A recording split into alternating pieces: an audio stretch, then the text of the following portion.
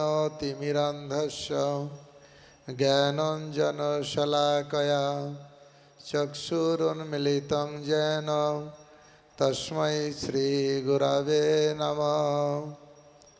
श्रीचैतन्यमनभीष्टं स्थापितं येन भूतले स्वयं रूप कदा मह्यं ददाति स्वपदान्तिकम्।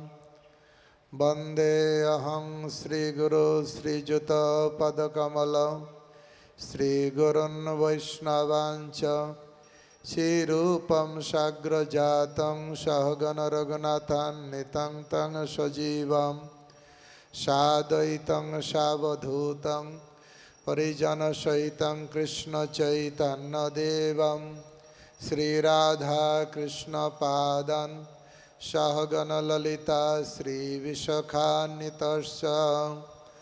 नमः विष्णुपदाय कृष्णप्रेष्ठाय भूतले श्रीमते जयपताका स्वामिनिति नामिने। नमो आचार्यपदाय निताय कृपाप्रदायिने गौरकथा धामदाय नगरग्रामतारिणे। नमः विष्णुपदाय कृष्णप्रेष्ठाय भूतले श्रीमते भक्तिवेदांत स्वामिनिति नामिने। नमस्ते सरस्वती देवे गौरवाणी प्रचारिणे निर्विशेष शून्यवादी पाश्चात्यदेशतारिणे। वाञ्छाकल्पतरुवर्ष कृपा सिन्धुभ्येव च पतितानां पावनेभ्यो वैष्णवेभ्यो नमो नमः। जय श्री कृष्ण चैतन्य प्रभु नित्यानंद श्री अद्वैत गदाधर श्रीवासादि गौरभक्तवृंद।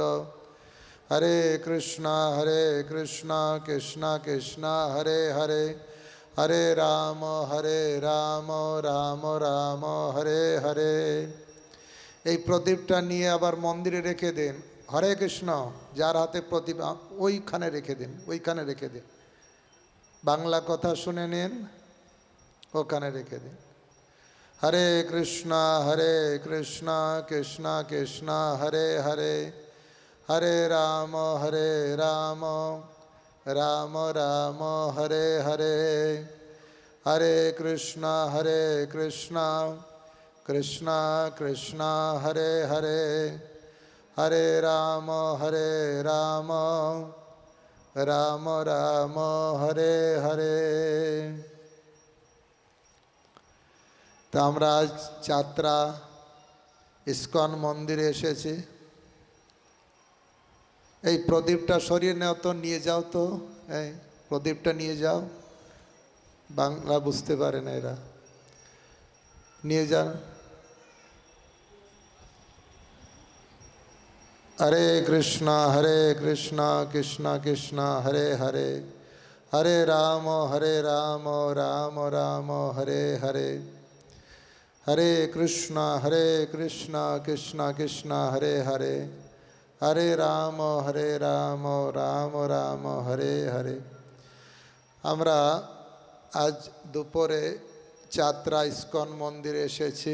প্রতি বছরের মতন এবছরও খুব মহা আড়ম্বরে রথযাত্রা অনুষ্ঠিত হচ্ছে। জগন্নাথ এখন সুন্দরাচলে আছেন, মাসির বাড়িতে আছেন, বৃন্দাবনে আছেন। আর মন্দিরে জগন্নাথকে দর্শন করলে 10,000 বার দর্শন করলে যে ফল লাভ হয়, এই গুন্ডিচাতে একবার দর্শন করে সেই ফল লাভ হয়। এই জন্য এই জগন্নাথ রথযাত্রা এত মাহাত্ম্যপূর্ণ। সারা বছরের সঞ্চয় আপনি করে রাখবেন এই উৎসবে। এই উৎসবে কোনো উপবাস নেই, কোনো কষ্ট নেই, আনন্দ, নাচানাচি, পেট ভর্তি প্রসাদ পাওয়া আর হরিকথার উৎসব। সারা সপ্তাহ ধরে বিভিন্ন মহারাজ প্রভুদের কাছ থেকে হরিকথা শ্রবণ করার সুযোগ হচ্ছে, বিভিন্ন প্রকার বৈদিক সাংস্কৃতিক অনুষ্ঠান হচ্ছে, সব মিলে বলা যেতে পারে উৎসব। উৎসব মানে কি? যেখানে উৎসাহ আছে সেটাই হচ্ছে উৎসব। তাই সবাই উৎসাহ নিয়ে এই অনুষ্ঠানে যোগদান করেন, সেই জন্য বলা হয় উৎসব। জগন্নাথের রথযাত্রা মহা উৎসব, যে উৎসবে অনেকেই প্রসাদ পাওয়ার সুযোগ পান, অনেকেই মন্দিরে আসার সুযোগ পান, অনেকেই রাস্তায় থেকেও জগন্নাথকে দর্শন করার সুযোগ পান, যা সারা বছর হয় না। তাই আমার গুরু মহারাজ বলেছেন, বিশেষ বিশেষ উৎসবে বিশেষ বিশেষ কৃপা পাওয়ার সুযোগ হয়। গুরু মহারাজ বলছিলেন, বিগ বাজার, বাজার কলকাতা, এসব জায়গায় সারা বছর বিক্রি হয়, জিনিসপত্র বিক্রি হয়, কিন্তু মাঝে মাঝে অফার চলে, বাই ওয়ান গেট টু, একটা কিনলে দুটো পাবেন, একটা কিনলে তার সঙ্গে আর একটা পাবেন। তখন লোকের ভিড় হয়ে যায়, কারণ চৈত্র সেল, খ্রিসমাস সেল, একটা সেলের সময় দেখবেন লোকেদের বিশেষ ভিড় থাকে। তা আমার গুরু মহারাজ বলছিলেন, এই উৎসব অনুষ্ঠান হচ্ছে ভগবানের একটা বিশেষ কৃপা।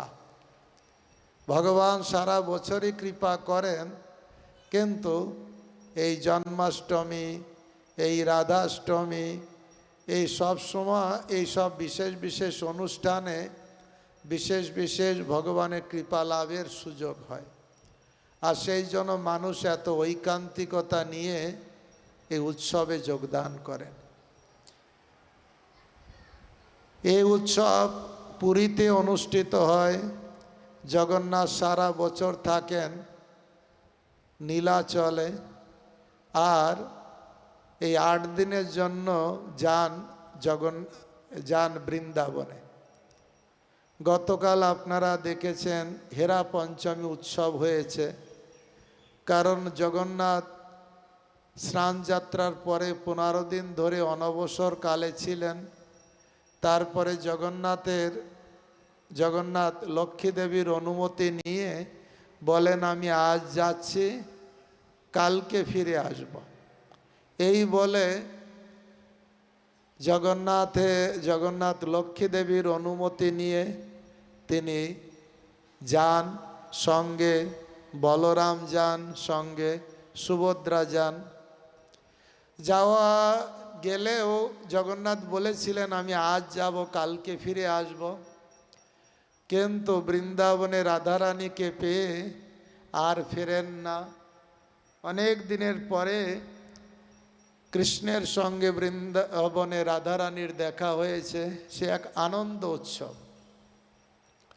গৌরাঙ্গ মহাপ্রভু আজ থেকে 500 বছর আগে যখন এই জগন্নাথ পুরীতে তিনি লীলাবিলাস করছিলেন, এই রথযাত্রার উৎসবে যোগদান করতেন, নিজে ভক্তদের নিয়ে গুন্ডিচা মার্জন করতেন। রথের সামনে 7টা দলে, সামনে 4টে দল, 2 সাইডে 2টো দল, পিছনে একটা দল, এরকম 7টা দলে বিভক্ত হয়ে কীর্তন করতেন। এবার কখনো কখনো 7টা দলকে একসঙ্গে করে স্বরূপ দামোদরকে বলতেন কীর্তন করতে, আমি নাচব। মহাপ্রভু এত উদ্দণ্ড নৃত্য করতেন, খুব আনন্দ করতেন। রথের সময় আনন্দ করতেন। রথ যখন গুন্ডিচাতে যায়, সেখানে কৃষ্ণ রাধারানীর সঙ্গে মিলন হয়েছে, এই ভাব মহাপ্রভুর। আর সেইভাবে মহাপ্রভু সবসময় আনন্দে থাকতেন। তিনি ঘরে ফিরতেন না, ওখানেই জগন্নাথ বল্লভ উদ্যানেই থাকতেন। জগন্নাথ থাকতেন সুন্দরাচলে, মাসির বাড়িতে। তার আশেপাশে যত বন, সেই বন, এক একটা বনে এক এক দিন তিনি কীর্তন করতেন, ভক্তদের নিয়ে আনন্দ উৎসব করতেন। চৈতন্য চরিতামৃত কৃষ্ণদাস কবিরাজ গোস্বামী লিখছেন, যে চৈতন্য মহাপ্রভুর মহা আনন্দ হতো। কেন আনন্দ হতো?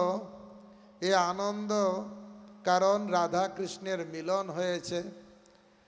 রাধা কৃষ্ণের মিলন হয়েছে অনেক দিন পরে। এই জন্য মহাপ্রভুর আনন্দ, গৌড়ীয় বৈষ্ণবদের আনন্দ। কারণ গৌড়ীয় বৈষ্ণবরা সবসময় চান, তারা সখীর অনুগত, তো সবসময় চান রাধা কৃষ্ণের মিলন হোক। কখনো কখনো কৃষ্ণকে রাধা রানীর থেকে বিচ্যুত করে দেয় চন্দ্রাবলী। সেই জন্য গৌড়ীয় বৈষ্ণবরা চন্দ্রাবলীর উপরে অনেক সময় রেগে যায়, আমার রাধা রানীকে কষ্ট দিয়েছে এই চন্দ্রাবলী।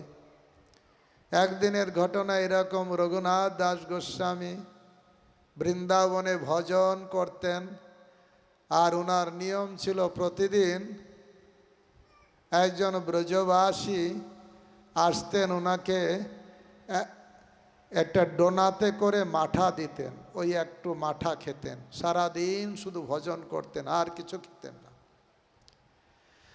তো একদিন রঘুনাথ দাস গোস্বামীকে যখন ওই ব্রজবাসী ডোনায় করে মাঠা দিচ্ছেন, ওই ডোনাটা অন্যান্য দিনের থেকে একটু বড় ছিল। আর তাই দেখেই রঘুনাথ দাস গোস্বামী ব্রজবাসীকে বলেন, মাইয়া আজকে তোমার ডোনাটা বড় হলো কি করে? তখন বললেন যে আমি না সখীকুঞ্জে গিয়েছিলাম। সখীকুঞ্জ হচ্ছে চন্দ্রাবলীর যে কুঞ্জ, সেই জায়গাটাকে বলা হয়, বৃন্দাবনে একটা জায়গা আছে রাধাকুণ্ডের পাশে, সেটাকে বলা হয় সখীকুঞ্জ, যেখানে চন্দ্রাবলী থাকতেন। তা বললেন আমি ওই সখীকুঞ্জে গিয়েছিলাম, আর ওখানে গিয়ে দেখলাম বড় বড় পলাশ পাতা, আর মনে করলাম গোস্বামী তো এক ডোনার বেশি 2 ডোনা খান না, তা যেহেতু বড় পলাশ পাতা, তো এই পলাশ পাতা আমি নিয়ে যাই, আর পলাশ পাতা সেই সখীকুঞ্জ থেকে আমি পলাশ পাতা নিয়ে এসছি, আর বড় করে ডোনা বানিয়েছি, তোমার জন্য একটু মাঠাটা বেশি দেব বলে। আর এই কথা শুনেই রঘুনাথ দাস গোস্বামী রেগে একদম ছুঁড়ে ফেলে দিলেন। কেন ছুঁড়ে ফেলে দিলেন? ডোনাটা বড় হয়েছে সেজন্য নয়, এই যে পলাশ পাতাটা এনেছেন কোথা থেকে? চন্দ্রাবলীর কুঞ্জ থেকে। চন্দ্রাবলী হচ্ছে রাধারানীর বিরোধী। হ্যাঁ, চন্দ্রাবলী কি করেন? কৃষ্ণ রাধারানীর কাছে আসে, আসার পথে রাস্তায় চন্দ্রাবলী আটকে দেয়, বলে রাধারানীও তোমার ভক্ত, আমিও তোমার ভক্ত, তুমি আমার কুঞ্জে আজকে রাত্রে যাপন করো, এই বলে তাকে আটকে রাখে। আর সেই জন্য রাধারানী কত কষ্ট পায়, মান করে বসে থাকে, কালো রূপ দেখব না। রঘুনাথ দাস গোস্বামীর ভাব হচ্ছে এই কেন সখীকুঞ্জ থেকে পলাশ পাতা আনলো, ওই জন্য ছুঁড়ে ফেলে দিলেন। ওই দিনে কিছু খেলেনও না। এই হচ্ছে গৌড়ীয় বৈষ্ণবদের ভাব। তাদের ভাব রাধা কৃষ্ণের মিলনে আনন্দ, আর তাদের বিরহে খুব কষ্ট। এই রঘুনাথ দাস গোস্বামী, রূপ গোস্বামী একটা গ্রন্থ লিখেছেন বিলাপ কুসুমাঞ্জলি, যেখানে রাধারানীর বিপ্রলম্ব ভাবের কথা আছে, যে রাধারানী কৃষ্ণ বৃন্দাবন থেকে চলে গেছেন আর রাধারানী কি কান্না করছেন। এই গ্রন্থটা যখন রঘুনাথ দাস গোস্বামী পেয়েছেন, সেই গ্রন্থ পড়ছেন আর রাত দিন শুধু কান্না করছেন, শুধু কান্না করছেন। রাধারানীর কষ্ট, সেই জন্য রঘুনাথ দাসের কষ্ট। রাধারানীর বিরহ মানে রঘুনাথ দাস গোস্বামীর বিরহ। খুব সারা রাত দিন শুধু কান্না করছেন। এই কথাটা রূপ গোস্বামী শুনলেন যে রঘুনাথ সেইভাবে বিভাবিত হয়ে কান্না করছে। তখন কি করে তখন বললেন, উনি আসলেন, এসে রঘুনাথকে বললেন, রঘুনাথ দাস এই গ্রন্থটা একটু আমাকে ফেরত দাও, ওই গ্রন্থে কিছু আর একটু এডিশন করব, একটু কিছু আরও অ্যাড করব, কিছু কারেকশান করব, তো এই গ্রন্থটা দাও, তুমি এই গ্রন্থটা পড়ো। আর একটা গ্রন্থ দিলেন, যে গ্রন্থের ভিতরে লেখা আছে রাধাকৃষ্ণের মিলনের কথা। রাধা কৃষ্ণের মিলনের কথা লেখা আছে, সেই বইটা রঘুনাথকে দিলেন। আর রঘুনাথ দাস গোস্বামীর কাছ থেকে সেই বিরহের যে বইটা নিয়ে নিলেন। এবার রঘুনাথ সেই বইটা যখন পড়ছেন, তার আর কান্না দুঃখটা চলে গেল। মহা আনন্দ, রাধা কৃষ্ণের মিলন। এই জন্য আমাদের নরোত্তম দাস ঠাকুর লিখছেন, রাধা কৃষ্ণ প্রাণমোর যুগল কিশোর, জীবনে মরণে গতি আর নাহি মোর, কালিন্দির কুলে কেলি কদম্বের বন, রতন বেদির উপর বসাবো দুজন, শ্যাম গৌরী অঙ্গে দিব চুয়া চন্দনের গন্ধ, চামর ঢুলাব কবে হেরব মুখ চন্দ্র, গাথিয়া মালতীর মালা দিব দুহার গলে, অধরে তুলিয়া দিব কর্পূর তাম্বুলে, ললিতা বিশখায় আদি যত সখী বৃন্দ, আজ্ঞায় করিব সেবা চরণারবিন্দ, শ্রীকৃষ্ণ চৈতন্য প্রভুর দাসের অনুদাস, সেবায় অভিলাষ করে নরোত্তম দাস। নরোত্তম দাস ঠাকুর এটাই চায়, রাধা কৃষ্ণের মিলন হোক। তা অনেকেই হয়তো জগন্নাথের রথ করেন, রথ টানেন, কিন্তু জানেন না, কারণ শ্রবণ হয় না, সেই জন্য জগন্নাথের তত্ত্বটাকে উপলব্ধি করা যায় না। আমি কয়েকদিন আগেও একজন জায়গায় বলছিলাম, আমাদের বৃন্দাবনে একজন একটা লোক গিয়েছে, সঙ্গে তার ছেলে। ছেলে জিজ্ঞাসা করছে, বাবা কৃষ্ণ বলরাম মন্দিরে মাঝখানে কৃষ্ণ বলরাম আছেন, ও যে এই কালো লোকটা কে, এই সাদা লোকটা কে? ওর বাবা বলতে পারছে না। আর একজন ভক্ত বকা দিল যে আপনি এইটুকু জানেন না, বৃন্দাবনে এসেছেন, হাতে বাঁশি নিয়ে কৃষ্ণ দাঁড়িয়ে আছে, এটুকু জানেন না? আবার ছেলে জিজ্ঞাসা করছে, বাবা ওটা তো নাই যা জানলে, এই পাশে দুইজন দাঁড়িয়ে আছে, কে পাশে? গৌর নিতাই হাত তুলে দাঁড়িয়ে আছে, দেখবেন কৃষ্ণ বলরাম মন্দিরে প্রথম অল্টারে গৌর নিতাই, তারপরে কৃষ্ণ বলরাম, তারপরে রাধা শ্যাম সুন্দর। গৌর নিতাই দাঁড়িয়ে আছে, বলছে বাবা এ দুইজনকে? তা বলছে এ দুইজন হচ্ছে জানি না তো, মনে হয় ওই যে ক্রিকেট খেলায় যখন প্লেয়াররা 6 মারে তখন এরকম হাত তুলে এম্পায়ার বলে না, 6 ওই মনে হয় সেই এম্পায়ার না কি বলে, তা উনি মনে হয় এর কারণ গিয়েছে মন্দিরে, ভাবছে এটা। আবার কেউ আমাদের মায়াপুর মন্দিরে যায়, পঞ্চতত্ত্ব ভক্তরা জানে, শ্রীকৃষ্ণ চৈতন্য প্রভু নিত্যানন্দ, শ্রী অদ্বৈত গদাধর শিবাসাদি গৌর ভক্তবৃন্দ, এই 5 জন। কিন্তু আমার গুরু মহারাজ বলছিলেন, কেউ একজন এসছে, আর একজন জিজ্ঞাসা করছে ও কে? উনি দাঁড়িয়ে আছে, ওই কে হবে? পঞ্চ পাণ্ডব হবে। মানে না জানলে যা হয়, না মাথায় আছে তাই বলে দেয়। তাই আমি প্রথমে বলছিলাম, দেখতে হয় কি দিয়ে? কান দিয়ে। এই জন্য ভগবানকে উপলব্ধি করতে হয় শ্রবণের মাধ্যমে। শ্রবণ না করলে তত্ত্বটা উপলব্ধি করা যায় না। অনেকেই জগন্নাথের রথ টানে, ভাবে কি বাবা কেমন বড় বড় চোখ, হাত নেই পা নেই, এ কেমন ভগবান? এই তত্ত্বটা কেন এই রূপ হয়েছে, কেন এই ভাব, কেন কোথা থেকে কোথায় নিয়ে যাচ্ছে? না কি সাধুদের নেই কাজ, খইবাস টানাটানি করছে, খাবে দাবে পরিশ্রম করবে, এই না এর ভিতরে কিছু একটা ব্যাপার আছে। না জানলে কিছু বোঝা যাবে না। আর জানতে গেলে শুনতে হবে, শুনলে বোঝা যাবে, বোঝা গেলে উপলব্ধি হবে। ভগবানকে দেখে হবে না, এটা উপলব্ধির ব্যাপার। অনেক জিনিস আমরা দেখতে পাই না। কেউ বলে না আমার খুব দুঃখ লাগছে, দুঃখটা বলুন কেমন দেখতে, একটু দেখান না দুঃখটা কেমন হচ্ছে আপনার। কেউ দেখাতে পারবে না? এটা উপলব্ধির ব্যাপার। দেখানোর ব্যাপার না উপলব্ধির ব্যাপার? উপলব্ধির ব্যাপার। সাদা না কালো, দুঃখটা সাদা না সুখটা লাল, কি এটা? কিছু ব্যাপার না, দেখার ব্যাপার না, উপলব্ধির ব্যাপার। তা ভগবানও উপলব্ধির ব্যাপার। সেই জন্য লোকেরা যার উপলব্ধি নেই বলে এ বোকা লোক, নেই কাজ, এরকম এই করে বেড়ায়। এ লেখাপড়া শিখে কপালে কি তিলক ফোঁটা দিয়ে কি যেন এরা করে বেড়ায়, এদের কোনো কাজ নেই, কর্ম নেই। কেউ কেউ মন্তব্য করতে থাকে।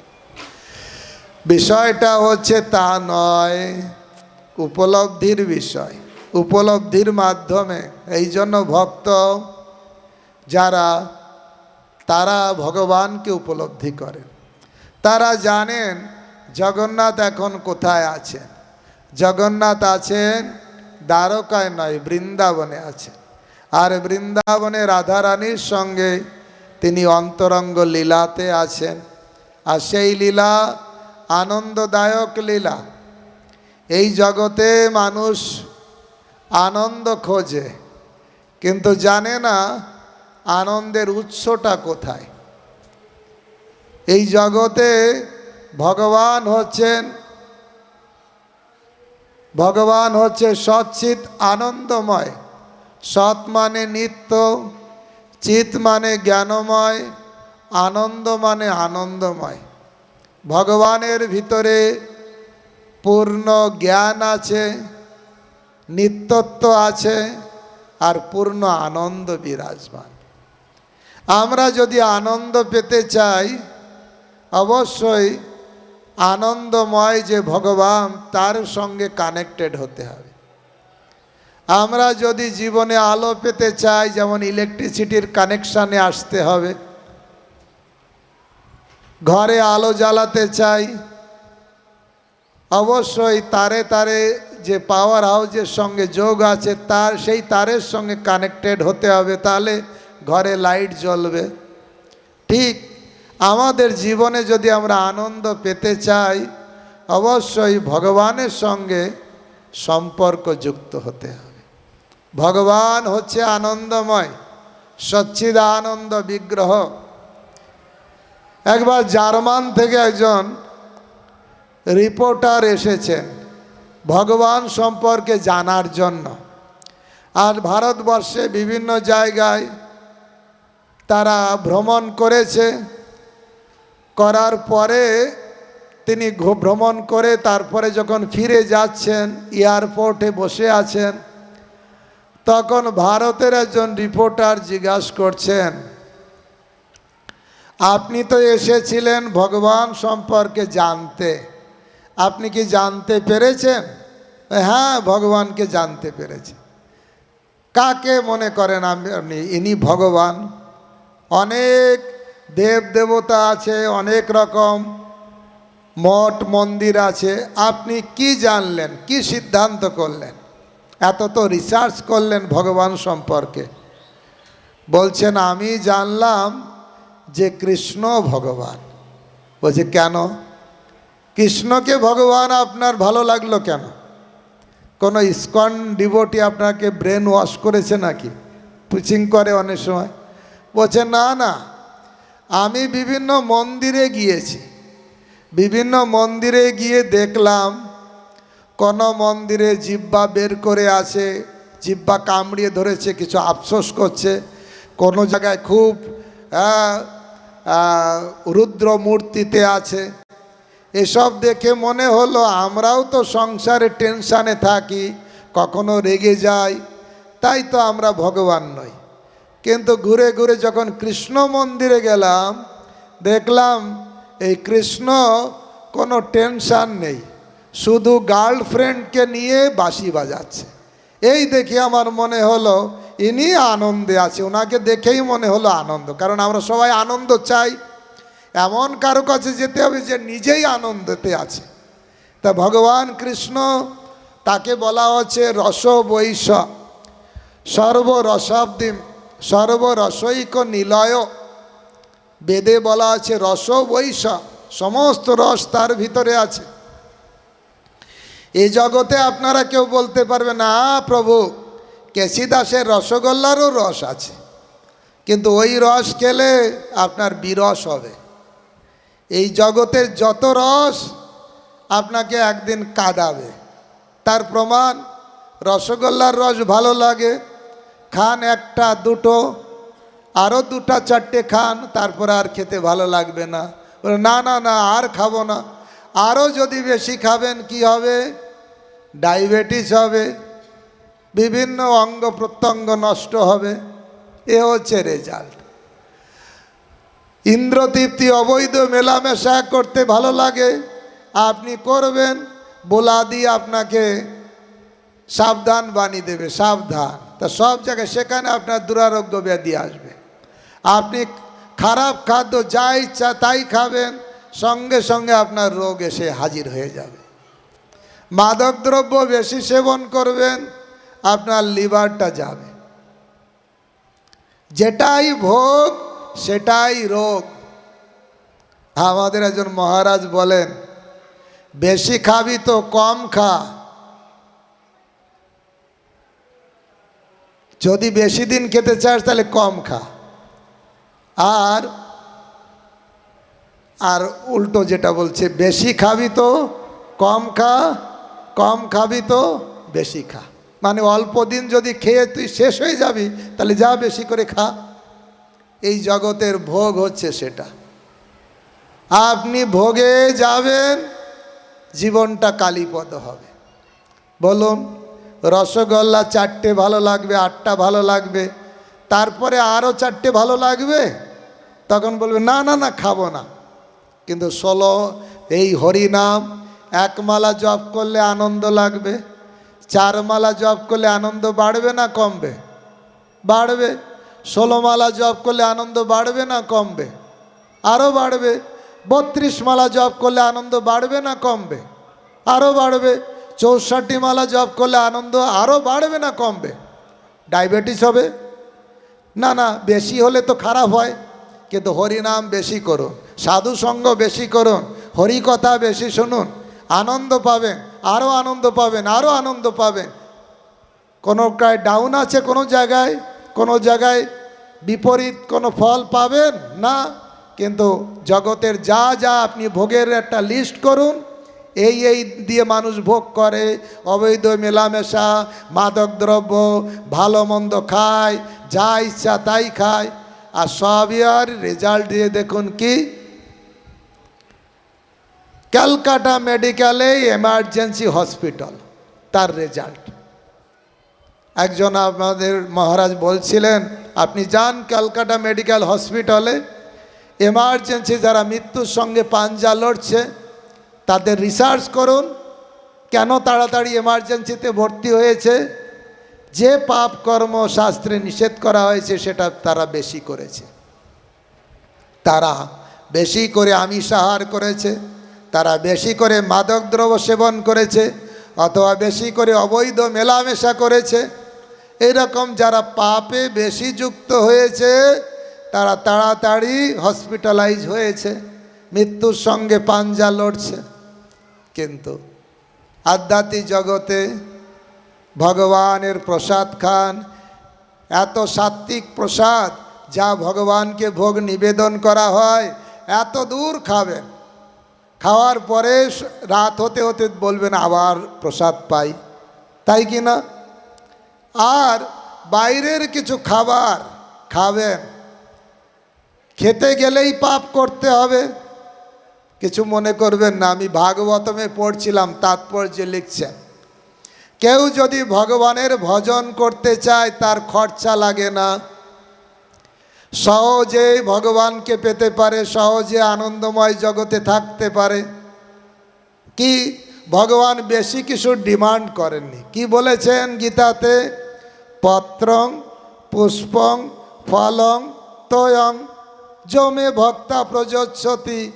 গীতাতে কৃষ্ণ বলছেন, পত্র পুষ্প ফল জল যে আমাকে ভক্তি সহিত দেয় আমি সেটা গ্রহণ করি।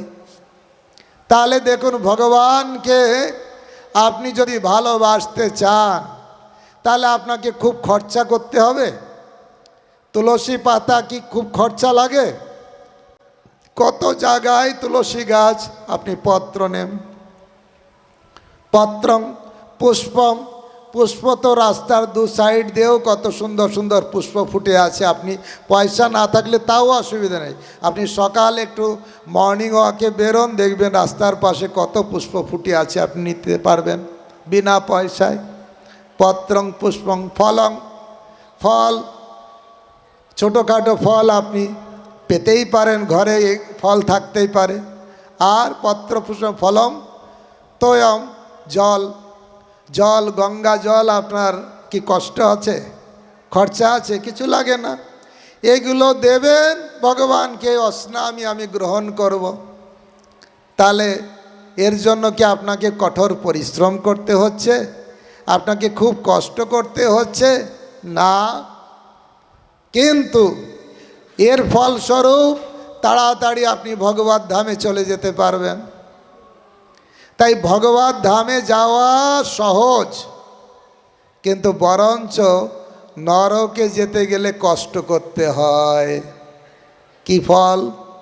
ভাগবতের তাৎপর্যে লিখছেন, আপনি খাওয়ার জন্য সাত্বিক খাদ্য ত্যাগ করে কি খাবেন?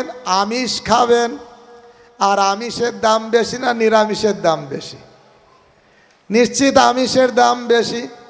কত রকম, কত টাকা করে করে কেজি আমি জানি না, আমি তো তা এত দাম দিয়ে এর মাংস তার মাংস, এ মাস সে মাস, আপনি যত খরচা করবেন তত এগুলো পাবেন। তা আপনার ভালো আমিষ খেতে গেলে আপনাকে খরচা করতে হবে। খরচা করতে গেলে তো বিনা পয়সায় ঘরে টাকা আসবে না, সেই খরচা জোগাড় করতে গেলে মাথায় পরিশ্রম করতে হবে। সে যা কিছু করুন, 2 নাম্বারই করুন আর 1 নাম্বারই করুন, পরিশ্রম করে তো আনতে হবে। তাহলে আমিষ আহার পরিশ্রম করে আমিষ আহার করতে হবে আপনাকে, তার ফলস্বরূপ পাপ। আমিষ আহার যখন করবেন তখন সেইটাকে রাত্রে বেশি মানুষ খাওয়া দাওয়া করে, উৎসব করে দেখবেন যারা। আর খাওয়ার পরে কিটো হয়, সেটাকে তো হজম হবে না, হজম করার জন্য আবার মদের বোতল লাগবে। আমিষ আহার করলেন, মাংস খেলেন, ওটাকে আবার ডাইজেস্ট করতে গেলে কি লাগবে? বোতল লাগবে। আমিষ কিনতে গেলে টাকা লাগবে, পরিশ্রম লাগবে, তারপরে যখন বোতল কিনতে যাবেন সেটা আরও খরচা লাগবে। তারপরে যখন বোতল খাবেন তারপরে মনের বিকৃতি হবে, তখন বলবেন আমি বেশ্যাশালায় যাই, তখন আবার টাকা দিয়ে বেশ্যাশালায় যাবেন। তাহলে সব কাজ করতে গেলে কি হলো? খরচা লাগলো। খরচা করতে গেলে পরিশ্রম করতে হলো, তারপর বিনা পয়সায় তো কেউ আপনাকে দেবে না এইসব কিছু। আর ফলস্বরূপ কোথায় যাবে? রয়্যাল রোড টু দি হেল, নরকে যাওয়ার রাজপথ, সব কিছুর ইজগল টু নরক যাত্রা। দেখুন, নরকে যেতে গেলে কত কষ্ট করে তারপরে নরকে যেতে হয়, কিন্তু ভগবানের কাছে যেতে গেলে কত সহজেই। আমরা তো অনেক ভক্তকে বলি আপনাদের খরচা কমে যাবে, ভক্ত হন। আপনি বাইরের কথাটাই বাদ দিন, আপনি যখনই সাত্বিক খাদ্য গ্রহণ করবেন আপনার শরীর ভালো হবে, আপনার 50% মেডিকেল বিল এমনিতেই ফার্স্টেই কমে যাবে, মেডিকেল বিল। তারপরে আপনি চা খেতে গেলে, বিড়ি খেতে গেলে যে খরচা হতো সব খরচা আপনার ঘরে থেকে গেল। আপনার বন্ধু আসলে আপনাকে মদের বোতল দিতে হচ্ছে না, সব খরচা থেকে যাচ্ছে। তা সব কিছু আপনাকে সঞ্চয়ের সুযোগ হয়ে যাচ্ছে। সেই জন্য আপনি তাড়াতাড়ি ধনীও হতে পারবেন যদি আপনি ভক্তি জগতে আসেন। তাই একবার এই ভক্তি প্রচার পরিব্রাজক মহারাজ বলছিলেন, 2 বন্ধু ছিল। সেই 2 বন্ধু, একজন বন্ধু কৃষ্ণ ভক্ত আর একজন বন্ধু সব ভালো লাগে না। তা রবিবার হয়েছে, যে বন্ধু কৃষ্ণ ভক্ত সে বলছে আমি মন্দিরে যাব। ও বলছে না, আমার মন্দির টন্দির ভাল লাগে না। ও বলছে না, চলো একদিন তো চলো। তো একে নিয়ে গেছে, মন্দিরে নিয়ে একটু হরিকথা হয়েছে, তারপরে খুব উদ্দণ্ড নৃত্য কীর্তন হচ্ছে। আর এই যে নাস্তিক বন্ধু, সেও নাচছে। ও আসতে চাইছিল, ও বলছে না আমি ক্লাবে যাব, কিন্তু এই বন্ধু জোর করে তাকে ধরে নিয়ে এসছে। যখন নাচছে হরিনামে, নাচতে নাচতে খুব ভালো লেগেছে, নাচা শেষ হয়ে গেছে, তখন এই নাস্তিক বন্ধু বলছে, তাকে জিজ্ঞাসা করছে, এই তোমার কেমন লাগলো? হ্যাঁ খুব ভালো লাগলো তো নাচতে। তাহলে নাচলাম, এরপরে কি? এরপরে প্রসাদ খেতে দেবে, তাই? তাহলে এতক্ষণ যে নাচলাম এর জন্য কত টাকা দিতে হবে? ওই নাস্তিক বন্ধু জিজ্ঞাসা করছে, বলছে না কোনো টাকা দিতে হবে না। তাহলে খাওয়ার জন্য কত দিতে হবে? তাও দিতে হবে না। বলে এই আমি তো ক্লাবে যাই, নাচতে গেলেও টাকা লাগে, খেতে গেলেও টাকা লাগে, আর এখানে এত ভালো, নাচতেও টাকা নেই, খেতেও টাকা নেই, আমি প্রতিদিন প্রতি সপ্তাহে এখানে আসব। তো এইটাই হচ্ছে আনন্দময় জগৎ, যেখানে পাপ ছাড়ে না বাপেকে, পাপ থেকেও নিজেকে মুক্ত করা যাবে, শুদ্ধ জীবন যাপন করা যাবে, আর আনন্দময় জীবনে আমরা নাচতে নাচতে ভগবানের কাছে ফিরে যেতে পারব। শাস্ত্রে বলছে, এমন দুর্লভ মানব দেহ পাইয়া কি কর ভাবনা কেহ, এবে না ভজিলে যশোদা সুত চরমে পড়িবে লাজে। দুর্লভ মনুষ্য জীবন পেয়েছি, যদি এই জীবনে আমরা ভগবত ভজন করলাম না, তো এক সময় আফসোস করতে হবে। আমরা জানলাম না ভগবান সম্পর্কে, সব কিছু জানলাম, আসল যেটা জানা দরকার সেটা জানলাম না, তাহলে কি লাভ হবে?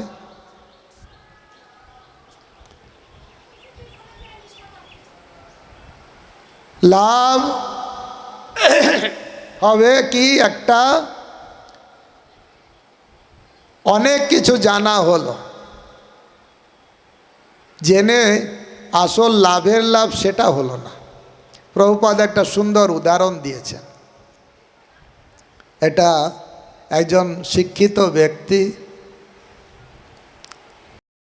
গ্রামে এসে আর একটা নদী পার হচ্ছে, আর নৌকাওয়ালা যে সে নদী পার করছে, তাকেই শিক্ষিত ব্যক্তি প্যান্ট শার্ট পরা ব্যক্তি জিজ্ঞাসা করছে, আরে মাঝি, এই নদী তো পারাপার করিস প্রতিদিন, এই জোয়ার ভাটা কেন হয় জানিস তো?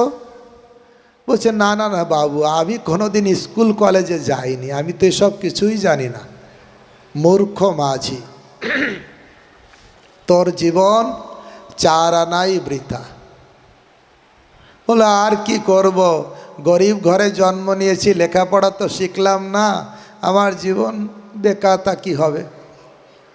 চলতে চলতে আবার জিজ্ঞাসা করছেন, আরে সূর্য কেন উদয় হয় অস্ত যায় জানিস তো? বলছে না বাবু, আপনি বারবার প্রশ্ন করছেন, আমি তো মূর্খ, আমাকে প্রশ্ন করে কি হবে, আমি তো কিছুই জানি না। মূর্খ মাঝি, এটুকুও জানিস না? তোর জীবন 8 আনাই বৃথা। তা বলছে আর কি করা যাবে, 8 আনাই বৃথা, লেখাপড়া শিখিনি। চলতে চলতে আবারও জিজ্ঞাসা করছে, এই বাতাস কেন প্রবাহিত হয় জানিস তো? বলছে না বাবু, আপনি বারবার আমাকে প্রশ্ন করছেন, আর আমার তো লজ্জা লাগছে, আমি তো এসব কিছু জানি না। মূর্খ মাঝি, তোর জীবন 12 আনাই বৃথা। বলছে আর কি করা যাবে, মূর্খ হয়েই থেকে গেলাম। ঠিক একটু পরেই বাতাস জোরে জোরে বইছে, আকাশ মেঘ করেছে, আর তখন মাঝি বাবুকে বলছেন, বাবু বাবু, আপনি তো আমাকে অনেক প্রশ্ন করলেন, আপনি অনেক জ্ঞানী, আপনি অনেক বুদ্ধিমান, আপনি আমাকে অনেক প্রশ্ন করেছেন, আমি কি আপনাকে একটা প্রশ্ন করতে পারি? বল বল মাঝি, তুই আবার আমাকে কি প্রশ্ন করবি? বাবু, আপনি অনেক কিছু জানেন, আপনি সাঁতার জানেন তো? আরে না রে না রে মাঝি, আমি তো সাঁতার জানি না। আপনি এত কিছু জানেন, সাঁতারই জানেন না? কেমিস্ট্রি, বায়োলজি, ফিজিক্স, কত কিছু সম্পর্কে আপনার জ্ঞান আছে, আর আপনি সাঁতারই জানেন না? বলছে না রে না, আমি তো সাঁতার জানি না। ওই দেখুন, ওই যে মেঘ কালো করে এসেছে, ঝড় উঠবে, আর আমার তো ছোট্ট নৌকা, হয়তো মাঝে টুপ করে ডুবে যাবে, কিন্তু আমি এত কিছু জানি না, কিন্তু আমি সাঁতার জানি। এত কিছু না জানলে আমি সাঁতার জানি বলে আমি ঠিক সাঁতার কেটে পার হয়ে যাব, ডাঙায় চলে যাব। আর আপনি এত কিছু সব জানেন, আসল যেটা জানা দরকার সাঁতারটাই জানেন না। তাহলে ঝড় আসলে আপনাকে এখানে ডুবে মরতে হবে। তাহলে আপনার জীবন তো একেবারেই দেখছি 16 আনাই বৃথা।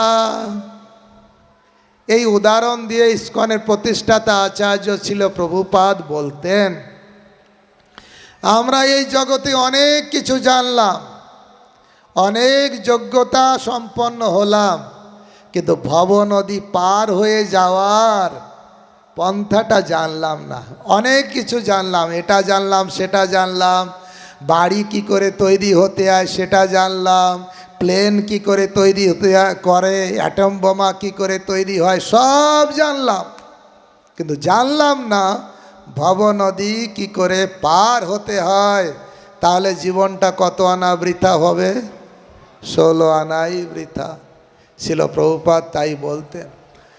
এটা সত্য ঘটনা। আজ থেকে প্রায় 500 বছর আগে এই বাংলার নবাব ছিলেন কে? হোসেন শাহ, মুসলমান নবাব, কিন্তু ওনার আন্ডারে 2 জন হিন্দু মন্ত্রী ছিলেন। মুসলমান নবাব কোনোদিন হিন্দু মন্ত্রী রাখবে? রাখে না। কিন্তু তাদের এত যোগ্যতা ছিল, জোর করে বলল না তোমাকে মন্ত্রী হতে হবে। এত উন্নত যোগ্যতা ছিল। তাদের নাম রেখেছিলেন দবির খাস, সাকর মল্লিক। আগে নাম ছিল অমর এবং সন্তোষ। পরবর্তীকালে এই 2 জন, যিনি বাংলার প্রধানমন্ত্রী, বাংলার অর্থমন্ত্রী যে 2 জন ছিলেন, সেই 2 জন মহাপ্রভুর চরণে আশ্রয় গ্রহণ করেন। এত বড় উচ্চ পদ, কি পদ? প্রধানমন্ত্রীর পদ, অর্থমন্ত্রীর পদ ছেড়ে দিলেন। এখনকার লোকেরা তো মন্ত্রিত্ব পদ পাওয়ার জন্য কি করে? নিজের বাবাকেও যদি মারতে হয় তাও মেরে ফেলে। আছে না উদাহরণ? আছে। তাই সব কিছু করতে রাজি যদি মন্ত্রিত্ব হতে পারে। আর সেই দবির খাস সাকর মল্লিক মহাপ্রভুর কৃপা লাভ করে তিনি সমস্ত মন্ত্রিত্ব পদ ত্যাগ করে দিলেন। ভক্তগণ, আপনারা জানলে অবাক হবেন, পরবর্তী যাদের নাম হয়েছিল সনাতন গোস্বামী আর রূপ গোস্বামী। সনাতন গোস্বামী ছিলেন মুখ্য প্রধানমন্ত্রী, আর এই রূপ গোস্বামী ছিলেন অর্থমন্ত্রী। ছোট ভাই রূপ অর্থমন্ত্রী, আর সনাতন গোস্বামী বড়, উনি ছিলেন প্রধানমন্ত্রী। প্রধানমন্ত্রী আর অর্থমন্ত্রী 2 জন। রূপ গোস্বামী তো মহাপ্রভুর কাছে যাবে বলে সব ত্যাগ করে, কি করে মহাপ্রভুর কাছে যাওয়া যায় সেই জন্য সমস্ত অর্থ নিয়ে বাড়িতে সব পৌঁছে দিয়ে সেখানে ভাগ বটরা করতে গিয়েছিলেন। আর সনাতন গোস্বামী, যিনি ছিলেন প্রধানমন্ত্রী, রাজ দরবারে না গিয়ে ঘরে বসে প্রায় 20-25 জন ব্রাহ্মণকে নিয়ে বসে বসে ভাগবত পড়তেন। নবাব খবর পাঠিয়েছে, নবাবকে খবর দিয়েছে আমার শরীর খারাপ। নবাব আবার কি করেছে? বৈদ্য পাঠিয়েছে, হোসেন শাহ বৈদ্য পাঠিয়েছে। বৈদ্য যে রিপোর্ট দিয়েছে, না না ওনার কোনো শরীর খারাপ না। এবার নবাব নিজে চলে এসছে দেখার জন্য, বাড়িতে এসেছে। এসে দেখছে বসে বসে ভাগবত পড়ছে, বসে বসে ভাগবত পড়ছে। বলছে, আরে তুমি বললে শরীর খারাপ, আমি বৈদ্য পাঠালাম, বৈদ্য বলল কোনো শরীর খারাপ নয়, তুমি এখানে দেখছি দিব্যি বসে আছো। বলছে নবাব, আমার দ্বারা আর রাজকার্য হবে না, আমার দ্বারা আর রাজকার্য হবে না, আপনি অন্য কাউকে নিযুক্ত করুন। না না, আমি তোমাকে চাই। কেন? বলে না, আমার দ্বারা রাজকার্য হবে না, আপনি অন্য কাউকে নিযুক্ত করুন। বলছে চলো, আমি যাব উড়িষ্যা দখল করতে, চলো আমার সঙ্গে যাবে। বলে না নবাব, আপনি যাবেন দেবতায় দুঃখ দিতে, দেবতাদের দুঃখ দিতে যাচ্ছেন, আমি আপনার সঙ্গে যাব না। তাহলে ভাবলেন আমি তো যাব, নবাব ভাবলেন আমি তো যাব, একে যদি এমনি রেখে যাই এ তো পালিয়ে যাবে। সেই জন্য সনাতন গোস্বামীকে কি করেছিলেন জানেন? মন্ত্রিত্ব পদ দেবে বলে জোর করে জেলে ঢুকালেন, যে মন্ত্রিত্ব করতেই হবে। আর আমরা মন্ত্রিত্ব পাওয়ার জন্য কত লালায়িত, আর সনাতন গোস্বামী মন্ত্রিত্ব পদ ছাড়ার জন্য জেলে যেতে হলো, ওনাকে জেলে আটকে রাখলো। তখন জেলে কি করেন, যে জেল কিপার ছিল তাকে টাকা পয়সা ঘুষ দিয়ে রাতের অন্ধকারে সেই জেল থেকে বের হলেন। গভীর রাত্রে জঙ্গল পথ দিয়ে দিয়ে তিনি মহাপ্রভুর কাছে চলে গেলেন কাশীতে। রাস্তায় অনেক অনেক ঘটনা, সেগুলো অনেক দেরি হবে। তো এইভাবে মহাপ্রভুর কাছে যে গেলেন, যখন মহাপ্রভু যে ঘরে বসেছিলেন তার বাইরে সনাতন গোস্বামী বসেছিলেন। মহাপ্রভু বললেন, হে ভক্ত, বাইরে দেখো একজন সাধু বসে আছে, তাকে ঘরে নিয়ে আসো। মহাপ্রভু তো সব কিছু জানেন, বলে বাইরে দেখো একজন সাধু বসে আছে। তপন মিশ্র বাইরে গেলেন, তপন মিশ্র বাইরে গেলেন, দেখলেন কেউ নেই। এসে মহাপ্রভুকে বললেন, প্রভু বাইরে তো কোনো সাধু নেই। বলে কেউ আছে? ওই যে একজন দরবেশ বসে আছে, বড় বড় দাড়ি চুল, দরবেশ বসে আছে, তাকে নিয়ে আসো। তপন মিশ্র তখন এই সনাতন গোস্বামীকে নিয়ে ঘরে গেলেন, মহাপ্রভুর সঙ্গে মিলন হলো। হ্যাঁ, আর মহাপ্রভু বললেন তপন মিশ্রকে, যাও একে ভদ্রবেশ করে নিয়ে আসো। এই সনাতন গোস্বামীকে, ইনি কে জানো? ইনি হচ্ছেন বাংলার প্রধানমন্ত্রী, একে ভদ্রবেশ করে নিয়ে আসো। তখন তাকে নিয়ে গেলেন ভদ্রবেশ করতে। কিভাবে ভদ্রবেশ? মাথা শেপ, দাড়ি শেপ, তিলক ধারণ, এই হচ্ছে ভদ্রবেশ। আমি বলছি না, শাস্ত্রে বলছে। তা ভদ্রবেশ করে আনলেন, আর বললেন একটা নূতন বস্ত্র দিলেন। বলেন না না, নূতন বস্ত্র নয়। বলেন আপনার একটা পুরানো বস্ত্র দিন। তপন মিশ্রকে বলেন আপনার পুরানো কাপড় আছে, সেইটা দিন। দেখুন, বাংলার প্রধানমন্ত্রী, আর ঐশ্বর্যর কথা বলবো, নবাবের যেমন ঐশ্বর্য ছিল, এই দুই ভাইকে এত ভালোবাসতেন, এত ঐশ্বর্য ঢেলে দিতেন। যাও, একদম নবাবের মতন তাদের প্যালেস করে দিয়েছিলেন।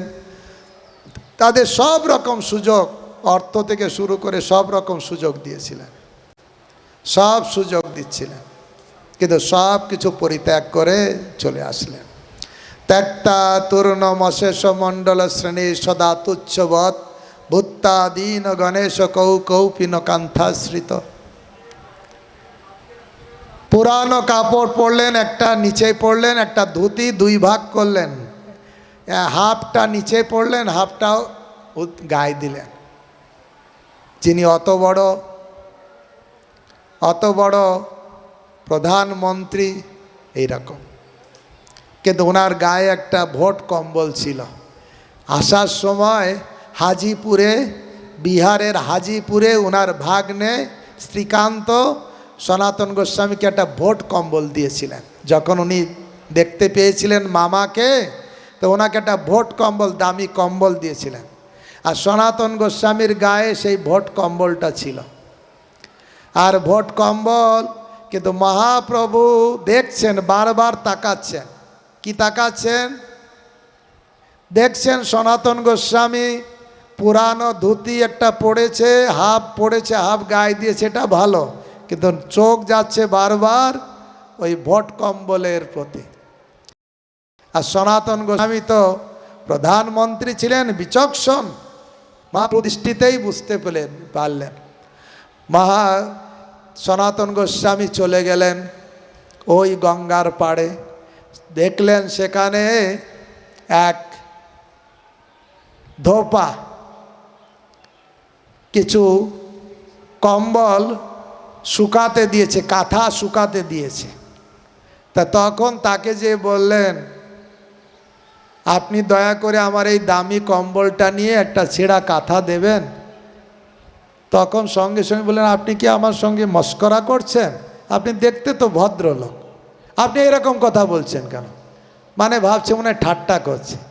বলছে, না না, আমি ঠাট্টা করছি না, মস্করা করছি না, আমি সত্যিকারে চাইছি আপনি এই কম্বলটা নিন, আমাকে ছেঁড়া কাঁথাটা দিন। তখন ওনার কাছে সেই ছেঁড়া কাঁথাটা নিয়ে আসেন। তখন এই দেখে মহাপ্রভু অনেক খুশি হলেন। বললেন, যারা সত্যিকারে ডাক্তার তারা রোগীর লাস্ট রোগটাও রাখতে চায় না। তা ভগবান হচ্ছে বিচক্ষণ ডাক্তার, ভগবান তোমার লাস্ট রোগও রাখলো না। এই সনাতন গোস্বামী মহাপ্রভুর কাছে যেয়ে বলছিলেন, কি বলছিলেন? প্রভু, আমাকে জগতের লোক বড় পণ্ডিত বলে জানে, কিন্তু আমি মূর্খ নাম্বার 1। আমি জানি না আমি কে। কারণ সত্যিকারে উনি পণ্ডিত ছিলেন, উনি জ্ঞানী ছিলেন। কারণ সনাতন গোস্বামী এত জ্ঞানী ছিলেন, বাংলা ভাষায় তো ওনার দখল ছিল, সংস্কৃত ভাষাতে দখল ছিল, এমনকি আরবি ফার্সি ভাষাতেও ওনার দখল ছিল। এত উন্নত জ্ঞানী ছিলেন। নতুবা নবাব কেন ওনাকে সিলেক্ট করলেন প্রধানমন্ত্রীর পদে? Selected, not elected. ইলেকশানে কি হয় সবাই আমরা জানি, জোর করে হোক যা হোক ইলেকশানে। তাই ইলেকশানে নয়, উনি ইলেকশান দিয়েও জিতেননি, উনি সিলেকশান, নবাব সিলেকশান করেছে তোমাকে মন্ত্রী হতে হবে যোগ্য ব্যক্তি বুঝে। অনেক সময় তো দেখা যায় এই ইলেকশানের মাধ্যমে অযোগ্য ব্যক্তিও বড় পদ পেয়ে যায়। কিছু যোগ্যতা নেই কিন্তু বড় পদ পেয়ে যায়। কারণ এই ইলেকশানের মাধ্যমে যে সিস্টেম এখন, আগে রাজতন্ত্র ছিল, রাজা সিলেকশন করতেন, কিন্তু এখন সাধারণ জনগণ সিলেকশন করেন। জনগণ তাদের বুদ্ধি কতটা আছে সেই অনুসারে সিলেকশন করে। বেশি লোক যেদিকে সেই রকম লোক সিলেকশন হবে। যদি বেশি লোক দেখা যায় সমাজের বেশি লোক ভালো, ভালো লোককে সিলেকশন করবে। বেশি লোক যদি খারাপ হয় তা সেই রকম লোককে সিলেকশন করবে। কিন্তু আগেকার রাজতন্ত্র ছিল ইলেকশন নয়, সিলেকশন, একদম তোমাকে এই মন্ত্রী পদ। তাই নবাব এই সনাতন গোস্বামীকে, তারও অনেক সুন্দর ব্যাকগ্রাউন্ড আছে, কিভাবে ওনাকে সিলেকশন করেছিলেন বলবো। কি হয়েছিল সেটা আমার মনে পড়ছে। সেটা হয়েছিল এই, ওখানে নবাব তো রামকেলিতে থাকতেন, ওনাকে ওখানে একটা সুন্দর মিনার করেছিলেন। একজন মিস্ত্রিকে দায়িত্ব দিয়েছিলেন এই মিনার করতে, সুন্দর মিনার। তা সেই মিস্ত্রি সুন্দর মিনার করেছে, করে কিছুটা বাকি আছে, নবাবকে দেখাচ্ছে। নবাব দেখুন, আপনি বলেছেন এটা মিনার করতে, দেখুন আমি এত সুন্দর মিনারটা করেছি। নবাব দেখে বলছে, তো হেভি সুন্দর মিনার হয়েছে। আর ওই লোকটা বলল, নবাব এর থেকে আরও ভালো মিনার আমি তৈরি করতে পারি। এই সঙ্গে সঙ্গে নবাব রেগে গেল, আরে আমার কিসের অভাব আছে, টাকা পয়সা লোকজনের সব আছে, তুই যদি এর থেকে আরও ভালো পারিস তা করলি না কেন? আর রেগে গেল তার প্রতি। রেগে গিয়ে ওই মিনার থেকে তাকে ফেলে দিল। ধাম করে ফেলে দিয়ে মেরে ফেলে। ওই নবাবের হুজুগ ভাই কটক যায়, যেটা যখন যা মনে আসে একদম মিনারের উপর থেকে ফেলে সেই মিস্ত্রিকে মেরে দিল। এখন নবাব রেগে আছে। নবাব তার আর একজন পেয়াদাকে বলল, যাও অমুক গ্রামে যাও। এখন সেই পেয়াদা নবাবকে জিজ্ঞাসা করতে ভয় পাচ্ছে, কি জন্য যাব, কি কাজের জন্য যাব। মানে এত রেগে আছে, অলরেডি একজনকে মেরে দিয়েছে উপর থেকে ফেলে, আবার বেশি জিজ্ঞাসা করলে আবার কি রেগে যে কি করবে। সেই পেয়াদা কিছু জিজ্ঞাসা না করেই সেই গ্রামে যে ঘুরঘুর করে ঘুরে বেড়াচ্ছে, সেই গ্রাম দিয়ে ঘুরে ঘুরে বেড়াচ্ছে। কিন্তু কারণ গ্রামে যেতে বলেছে নবাব, তাই চলে এসছে। কিন্তু কি কাজের জন্য পড়েছে সেটা তো ওরও মাথায় নেই, নবাবও বলেনি। ঘুরঘুর করে ঘুরে বেড়াচ্ছে। আর এইটা দেখেছে এই সনাতন গোস্বামী, এই রূপ গোস্বামী, যাদের আগের নাম ছিল অমর আর সন্তোষ, দুই ভাই দেখেছে। বড় ভাই সন্তোষ জিজ্ঞাসা করছে, আরে অমর, এই লোকটা সকাল থেকে দেখছি এই গ্রামে ঘুরঘুর করে বেড়াচ্ছে, কি ব্যাপার রে? ডাকো তো লোকটাকে। সেই পেয়াদাকে ডেকেছে। কি হয়েছে? বলছে, আমি বড় মুশকিলে পড়েছি, এই ঘটনা।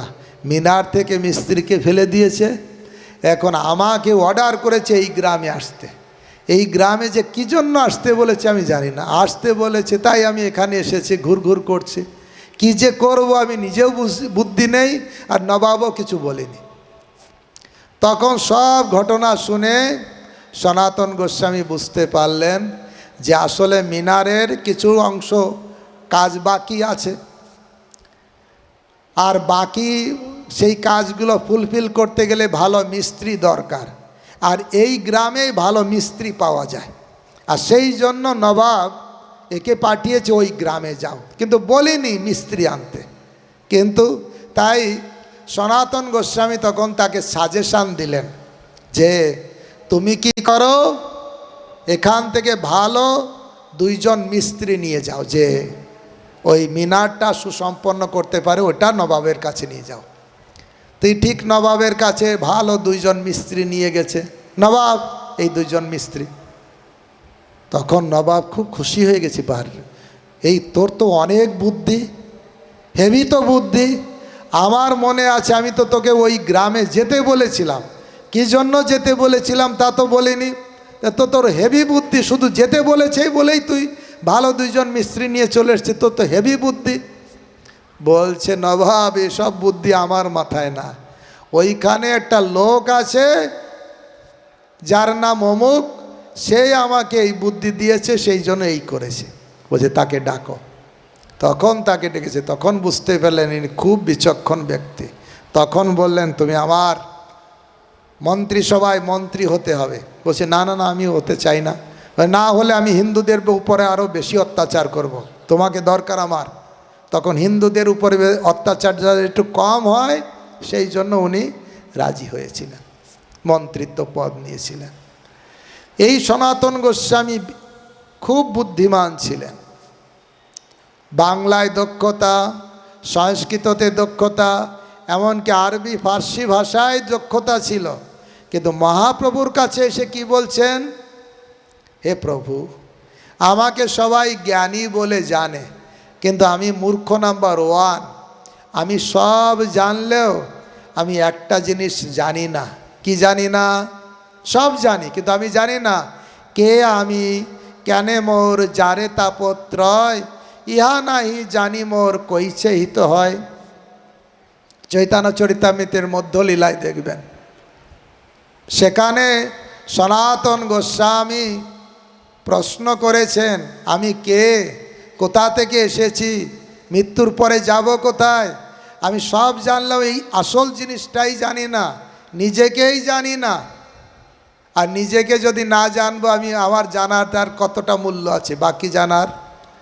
তাই দয়া করে আপনি আমাকে উপদেশ দিন, আমি কে, কেন এই জগতে দুঃখ পাচ্ছি, কেন ত্রিতাপ জ্বালায় আমরা দগ্ধীভূত হচ্ছি। আমরা সবাই দেখুন বলি, কি বলি, এটা আমি হাত না আমার হাত? কি বলি? আমার হাত। এটা কি বলি? আমি মাথা বলি না আমার মাথা?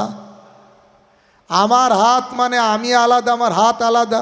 যেমন আমার মাইক, মাইকটা সেপারেট, আমি সেপারেট। আমার মাইক মানে মাইক আলাদা, আমি আলাদা। আমার হাত, আমি আলাদা, আমার হাতটা আলাদা। আমার মাথা, তাহলে আমার মাইক যেমন মাইক আলাদা, আমি আলাদা। আমার মাথা মানে আমি আলাদা, আমার মাথাটা আলাদা। ঠিক সেরকম বলে আমার শরীর ভালো যাচ্ছে না, তাহলে আমি আলাদা, আমার শরীর আলাদা। হু অ্যাম আই? তাহলে আসলে আমি কে? আমি হাত নই, আমি মাথা নই, আমি শরীর নই। এর থেকে আমি আসলে আলাদা কেউ? কে আমি? আমার বাবা বিছানায় শুয়ে আছে, আমি বাজারে গিয়েছি, বাজার থেকে ফিরে এসে দেখছি সবাই কান্না করছে, বলছে তোর বাবা চলে গেছে, তোর বাবা চলে গেছে। আমি বললাম কই, আমার বাবা তো বিছানায় শুয়ে আছে, কোথায় আমার বাবা চলে গেছে? বাবা তো আছে। বলছে না রে, তোর বাবা চলে গেছে, তোর বাবা চলে গেছে। বলুন তো কে চলে গেছে? তার জন্য সবাই বলছে তোর বাবা চলে গেছে। কে চলে গেছে? আত্মা। তাহলে এতক্ষণ পরে বোঝা গেল যে বাবাকে আদর করতাম উনি আমার বাবা নয়, বাবা ছিল ভিতরে আত্মা রূপে, তাই কি না? তা ঠিক আমরা বোকার মতন মনে করি এই দেহ আমি, এই ঘর আমার, সব কিছু আমার, আমার দেহ কেন্দ্রিক। এই দেহটাই তো আমার নয়। দেহটা একদিন যাবে ইলেকট্রিক চুল্লিতে। শ্মশানে শরীর মম পড়িয়া রহিবে, বিহঙ্গ পতঙ্গ তাই বিহার করিবে। কুকুর শিয়াল সব আনন্দিত হয়ে মহোৎসব করিবে আমার দেহ লয়ে। হবে না? কেউ যদি হরি ভজন না করে, হরি কথা না শোনে, শুধু খেয়ে দিয়ে নিজেকে মোটা সোটা করে, লাভটা কার হয় বলুন তো?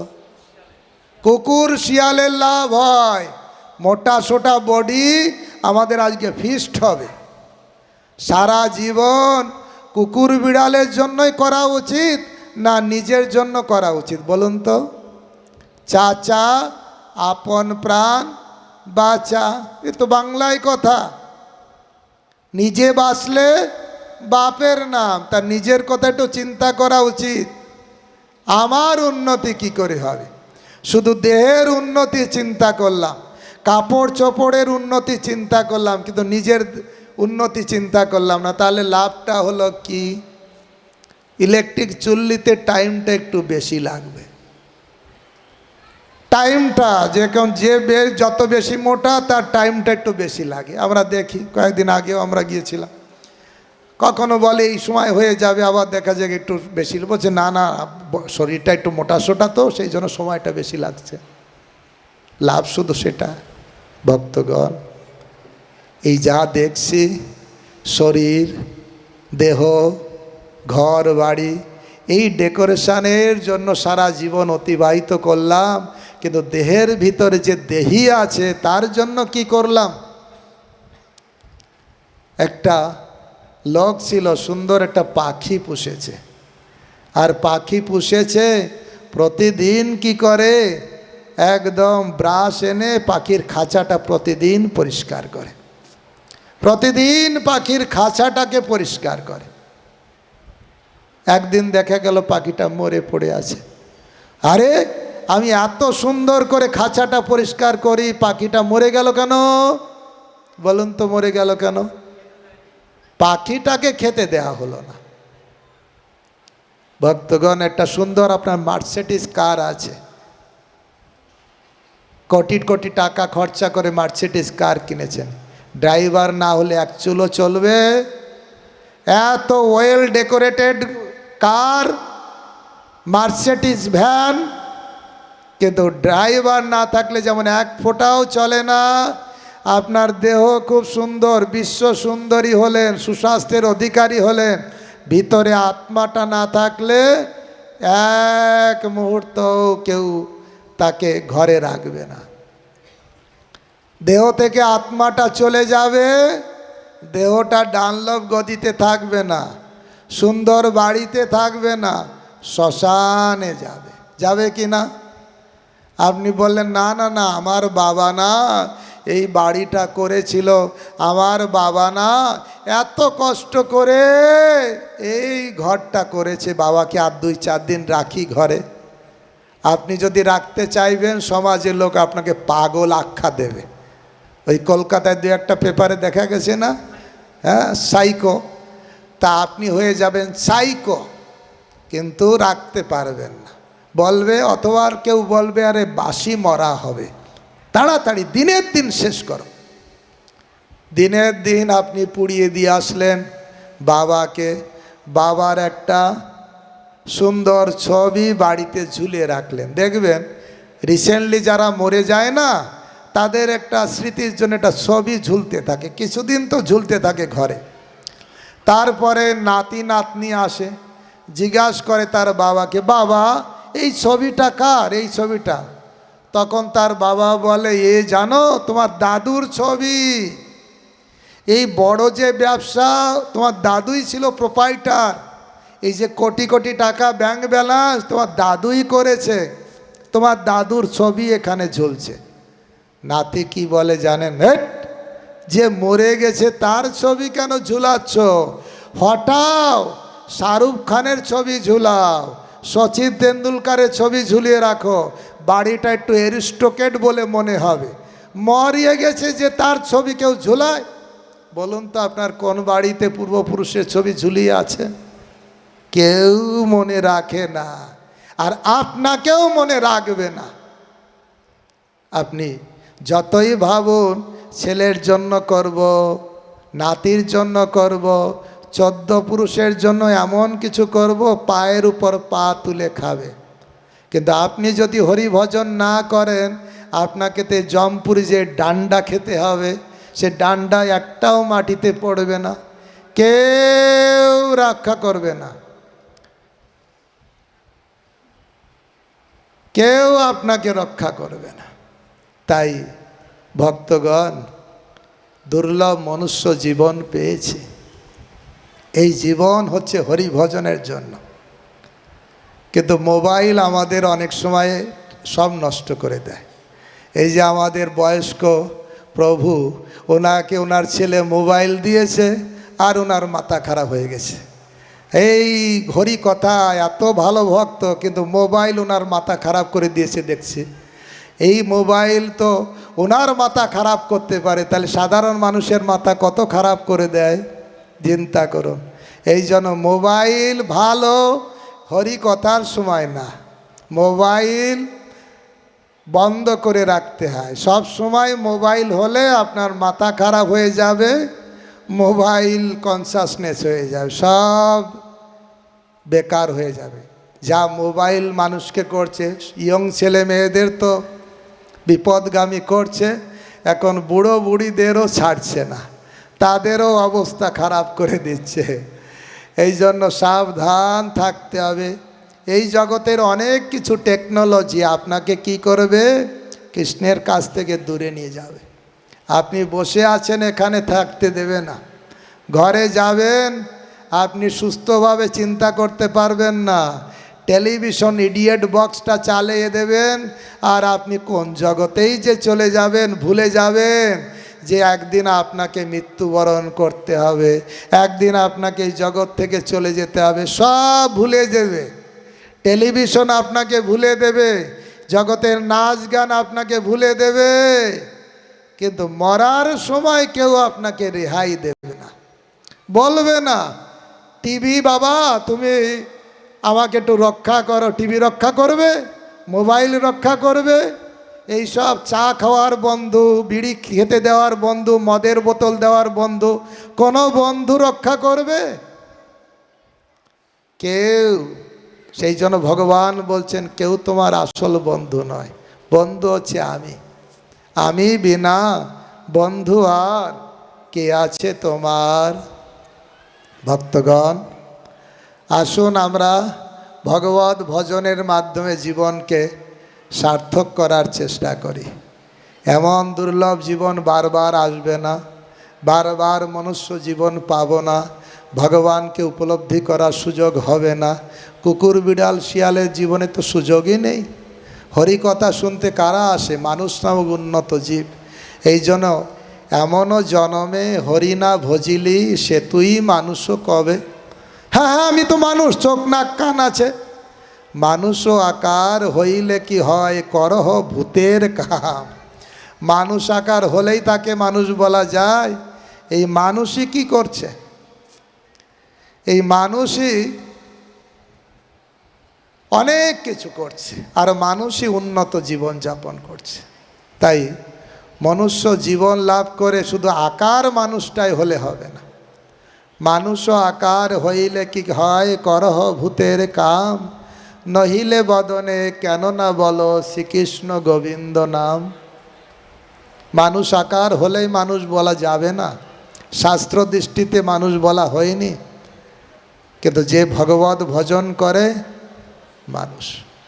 তাই ধর্মহিত এসাং অধিক বিশেষ, ধর্মে ন হীনা মানুষ পশু ভি সমানা। আমি বলছি না, ইস্কন বলছে না, বৈদিক শাস্ত্র মহাভারতে বলছে ধর্ম একটা অধিক জিনিস না মানুষ করতে পারে।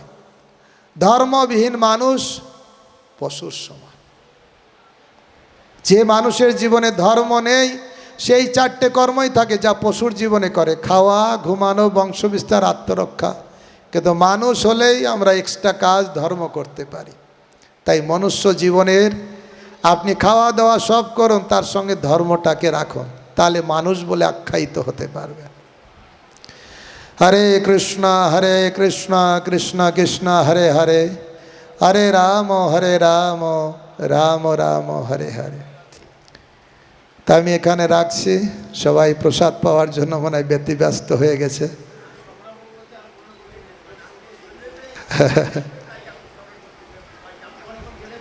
মোবাইল ওইখানে অন করতে নেই।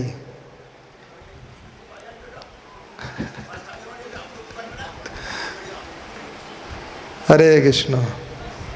কারো কোনো প্রশ্ন আছে? বলছে ওখানে প্রসাদের বড় লাইন, ওখানেও লাইন দিতে হবে, এখানেও বসে লাইন দিতে হবে। যদি কোনো প্রশ্ন থাকে আমাকে বলছে একটু টাইম পাস করতে, কারণ ওখানে শুধু হোটাফুটি হবে, তার থেকে বরঞ্চ কারো কোনো প্রশ্ন থাকলে ঠিক আছে। হরে কৃষ্ণ কৃষ্ণ কৃষ্ণ হরে হরে, হরে রাম রাম রাম হরে হরে। আমাদের প্রভু যদি কীর্তন করে, কীর্তন করতে পারে। সবার এখন প্রসাদের জন্য টাইম হয়ে গেছে, তো ক্ষুধা লেগেছে। কীর্তন। হরে কৃষ্ণ। সবাইকে ধন্যবাদ। এরপরে আমরা যাব চাকদাতে।